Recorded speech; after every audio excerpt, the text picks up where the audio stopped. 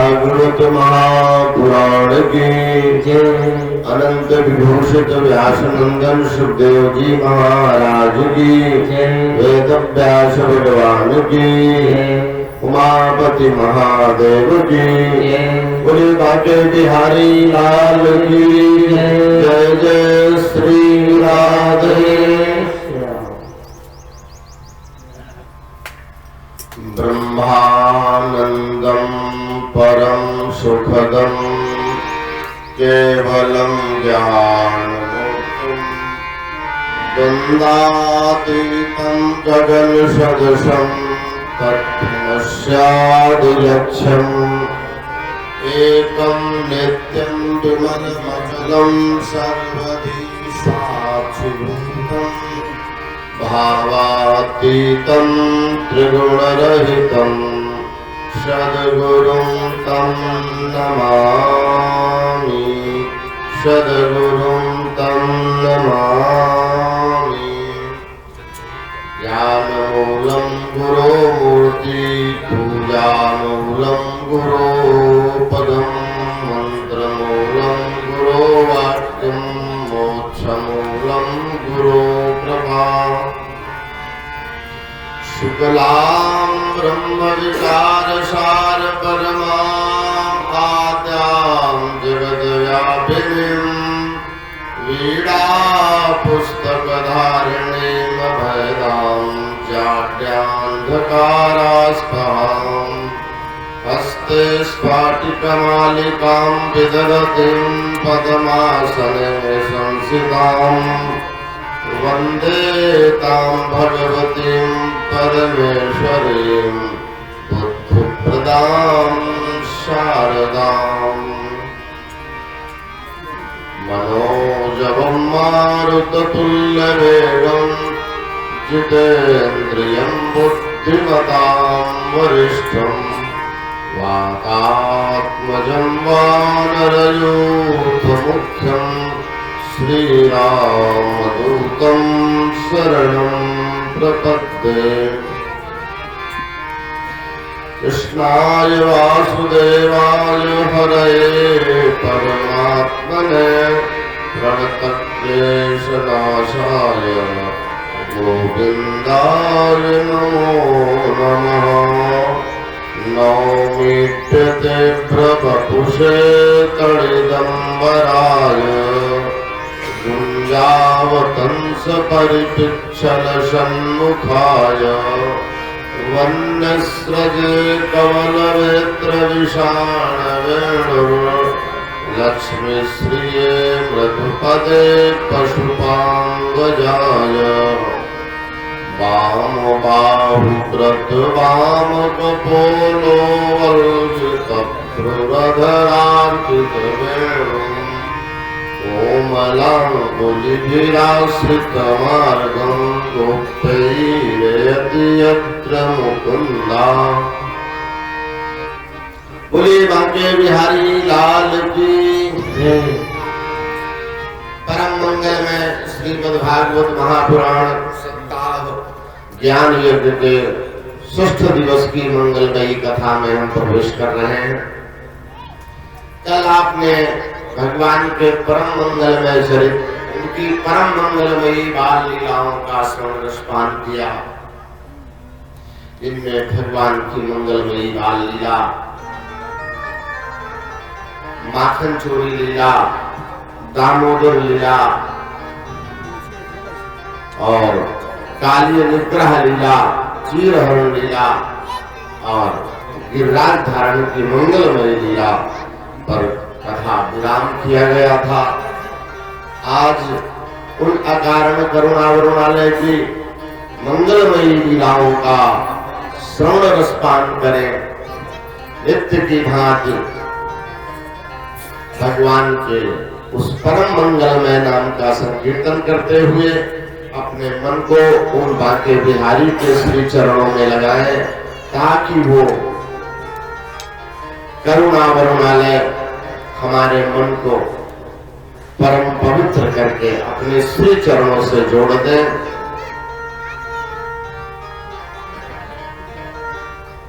मेरो राधा रमण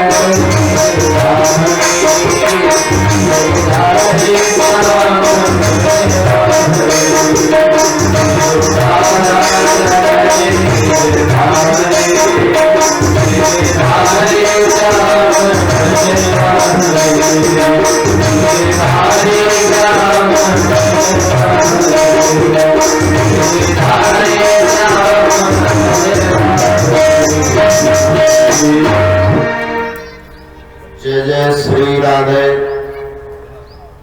सुखदेव मुनि परीक्षित से कहते हैं, राजन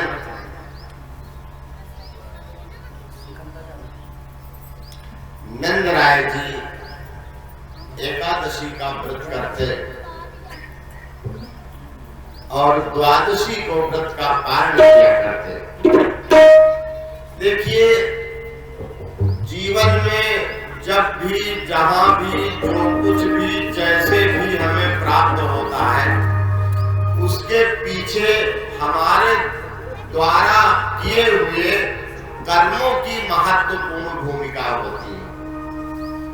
चाहे वो संचित कर्म हो, चाहे प्रारब्ध हो, चाहे क्रियमाण कर्म हो। नंदराय जी का जीवन बड़ा पवित्र था। एकादशी का व्रत करते, भगवान का अर्चन करते और दूसरे दिन स्नान करके विधिवत ब्राह्मणों को भोजन करवाते, फिर पारण करते। एकादशी का व्रत किया और व्रत करके ब्रह्म मुहूर्त में जाने का इरादा था, यमुना स्नान करने का, लेकिन भूल बसो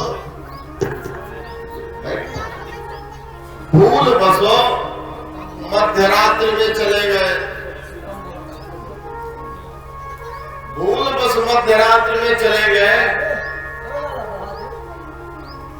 तो वरुण के सैनिकों ने नंद राय जी को बंदी बना लिया और बंदी बना करके वरुण लोक ले गए। प्रातः हुई तो सबने देखा कि नंद राय जी तो यमुना स्नान करने गए थे, वापस ही नहीं आए। सारे लोग चिंतित हुए। सुबह कान्हा गए जब यमुना तीर पर, तो बाबा को ना देख करके व्याकुल हुए। कान्हा ने पता कर लिया कि शायद ये वरुण देव का कार्य है। प्रभु तुरंत वरुण लोक गए। जब वरुण जी ने प्रभु को देखा तो बड़ी आओ भगत करने लगे, अर्घ्य पाद्य लिया, उनकी विधिवत पूजा की, आरती उतारी। भगवान ने डांटते हुए कहा कि तुम्हारी हिम्मत कैसे हुई, तुम हमारे पिताजी को बंदी बना के ले आए। वरुण ने कहा, महाराज आपके पिताजी को बंदी बनाने का हमारा कोई इरादा था।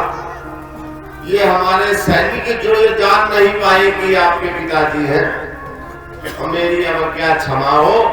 और बड़ी आओ भगत करके पूजा करके और नंद राय जी को वापस कर दिया।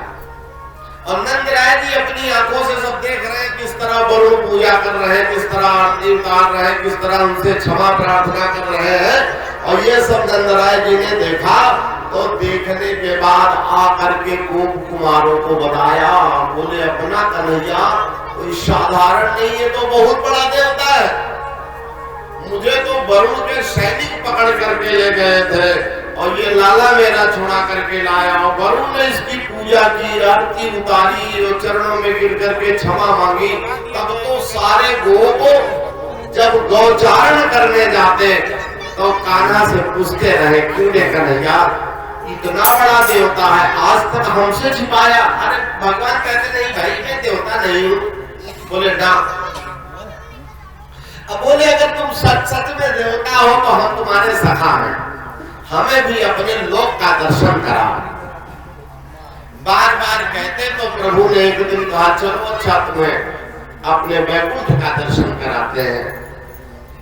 ब्रह्मांड घाट में सभी गोप स्नान कर रहे थे और भगवान एक वृक्ष के नीचे मधुर स्वर में मुरली वादन कर रहे थे।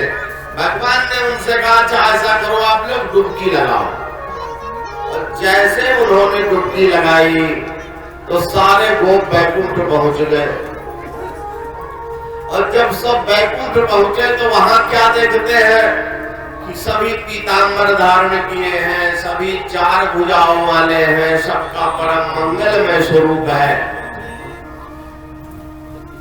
तो उन्होंने सोचा कि चलो हम कान्हा का लोग है, कान्हा से मिलने को रहना ना, ऐसे कोई उनसे थोड़ी मिल सकता है मेरे प्रभु से। और देखा तो भगवान कृष्ण के स्वरूप में ही सैया पर विराजमान है।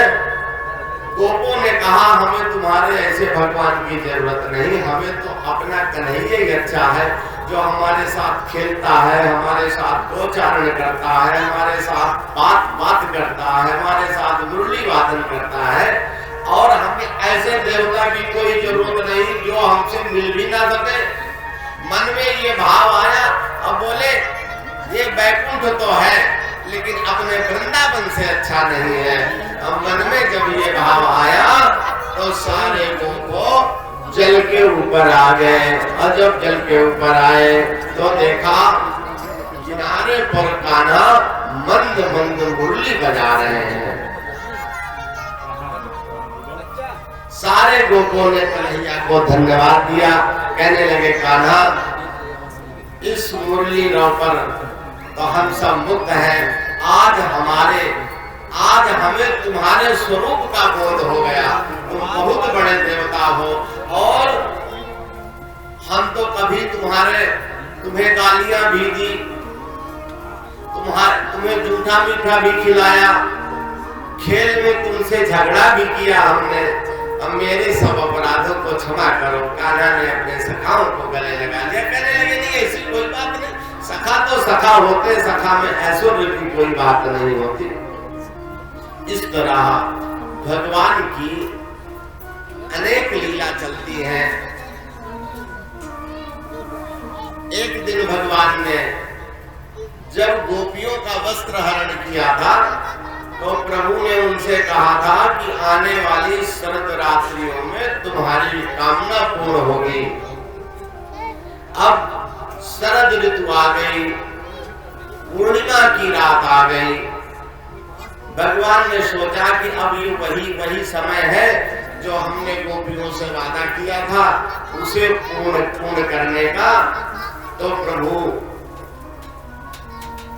उन सब की कामना पूर्ण करने के लिए अपने घर के पूर्वी द्वार से निकल करके भगवान बंसी बट पर आ गए। बंसी बट पर आकर के भगवान बड़े मधुर स्वर में मुरली बजाने लगे। और मुरली का रव ऐसा था कि जिसे सुन करके चराचर जगत मुक्त हो गया। यमुना का जल उल्टा बहने लगा, गिरिराज के जो पत्थर हैं वो पिघल करके बहने लगे, पत्थर पिघलने लगे। इंद्र की सभा में रंभा नृत्य कर रही है।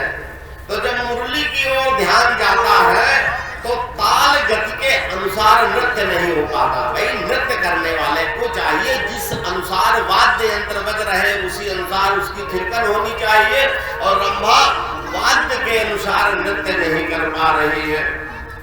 नारद जी अपनी वीणा तान में जो नारायण का नाम लेते हैं वो भी भूल गए।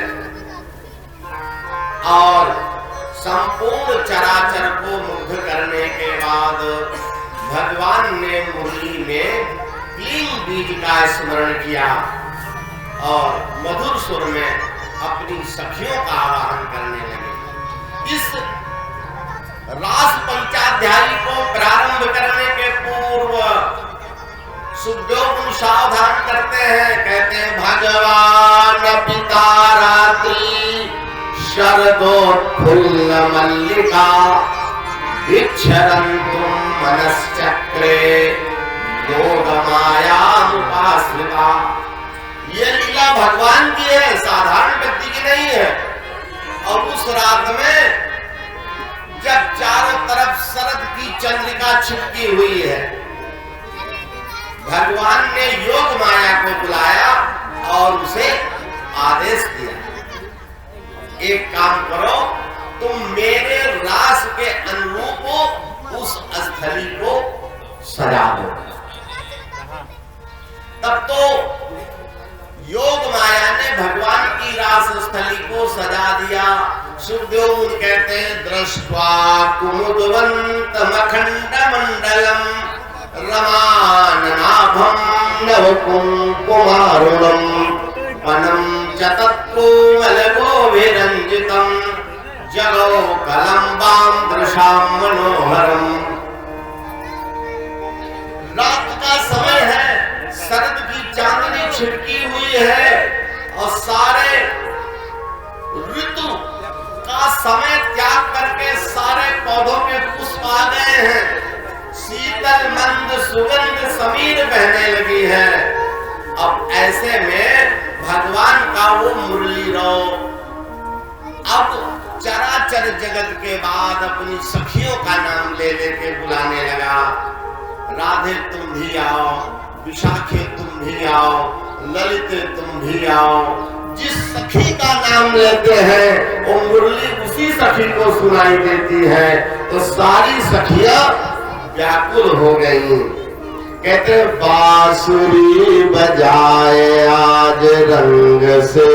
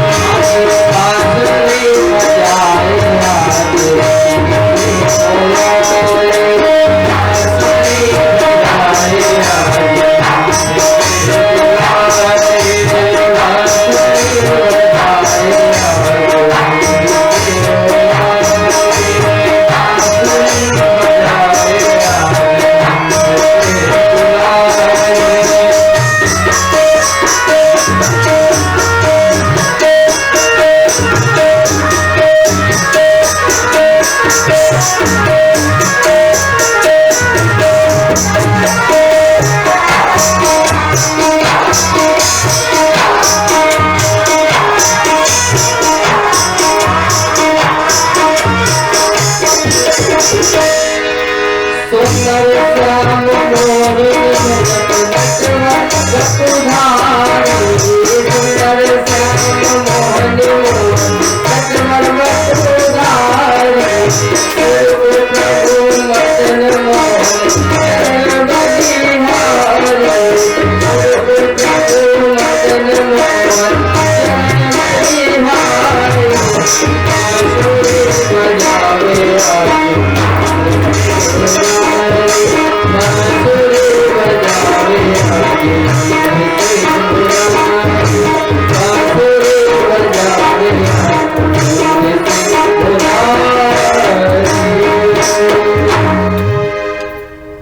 बोले बाके बिहारी लाल की जय। सुखदेव मुनि कहते हैं राजन, भगवान की जब वो बंसी बज रही है तो निशम्य गीतम तदनं वर्धनम